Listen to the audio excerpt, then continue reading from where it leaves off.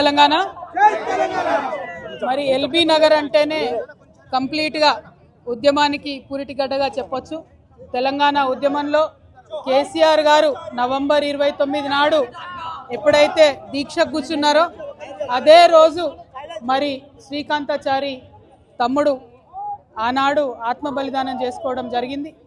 ఆ తర్వాత హాస్పిటల్లో ఉంచి తమ్ముడిని కాపాడుకునే ప్రయత్నం ఎంత చేసినా కూడా అది సాధ్యపడక డిసెంబర్ 3వ తారీఖు నాడు మరి తను ప్రాణాలు వదిలిన విషయం కూడా మనందరికీ తెలిసిందే.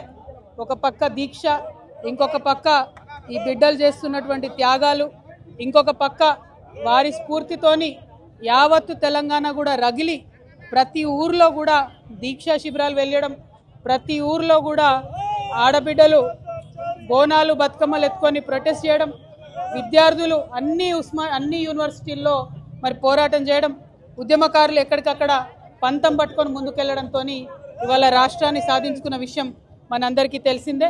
మరి శ్రీకాంతాచారి త్యాగాన్ని మాటల్లో కొలవలేము, అట్లని ఏమని మరి శ్రీకాంతాచారి త్యాగాన్ని కొలవాలో కూడా తెలియనటువంటి పరిస్థితి.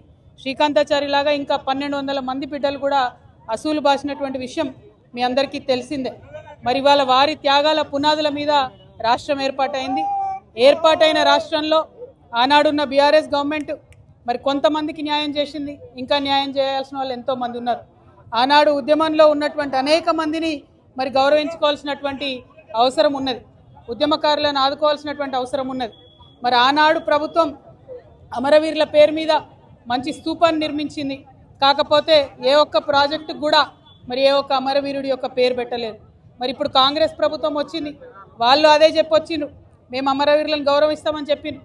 కానీ రాజీవ్ గాంధీ పేరు, ఇందిరాగాంధీ పేరు, ఆఖరికి మన్మోహన్ సింగ్ పేరు పెడుతున్నారు. కానీ ఏ ఒక్క పథకానికి కూడా శ్రీకాంతాచారి పేరు పెట్టాలన్న మనసు మరి కాంగ్రెస్ ప్రభుత్వానికి వస్తలేదు, ఆనాడు బీఆర్ఎస్ ప్రభుత్వానికి కూడా రాలేదు. ఈ ఒరవడి మారాలి, నిజంగా త్యాగం చేసినటువంటి వాళ్ళ పేర్లు చరిత్రలో నిలబడాలి. దానికోసం మనందరం కూడా ప్రయత్నం చేయాలి. ఒక పక్క మన బిడ్డలు రాష్ట్రం కోసం మన ప్రాణత్యాగం మనం చేసుకుంటే, సినిమా యాక్టర్ అయిన పవన్ కళ్యాణ్ ఆనాటి నుంచి ఈనాటి వరకు మనకు వ్యతిరేకమే. ఇవాళ కూడా ఆయన మాట్లాడుతున్నాడు, తెలంగాణ నాయకుల దిష్టి కళ్ళతోని కోనసీమ పాడైందంటున్నాడు. మనం ఎన్నడూ దిష్టి పెట్టలే, కోనసీమ బాగుంది, కోనసీమ ఎట్లుందో అట్లా తెలంగాణ కావాలనుకున్నాం తప్పితే ఏనాడు కూడా తెలంగాణ బిడ్డలకు మనస్సు చిన్నగా ఉండదు, పెద్దగా ఉంటుంది, పెద్దగా ఆలోచిస్తాం. మేము ఇప్పుడు కూడా చెప్తా ఉన్నాం, పవన్ కళ్యాణ్ గారు మా రాష్ట్రం ఏర్పడి 12 సంవత్సరాలైంది.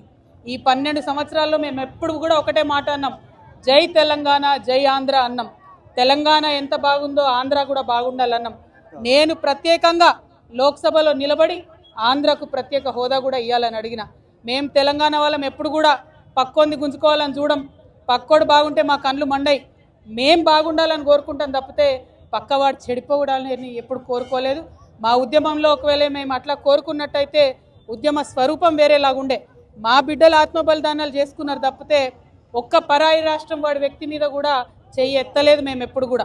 ఆ విషయాన్ని దయచేసి పవన్ కళ్యాణ్ గారు గుర్తుపెట్టుకోవాలి. ఆనాడంటే మీరు సినిమా యాక్టర్ ఏమన్నా నడిచింది, ఇవాళ మీరు డిప్యూటీ చీఫ్ మినిస్టర్, మీరు ఆంధ్రప్రదేశ్ యొక్క ప్రజలను దేశవ్యాప్తంగా రిప్రజెంట్ చేస్తారు. మీరు మాట్లాడే మాటలు కూడా మీ ప్రజలకు ఆపాదిస్తారు. కాబట్టి జాగ్రత్తగా మీరు ఆలోచన చేసి మాట్లాడాలని నేను పవన్ కళ్యాణ్ గారిని కోరుతున్నాను.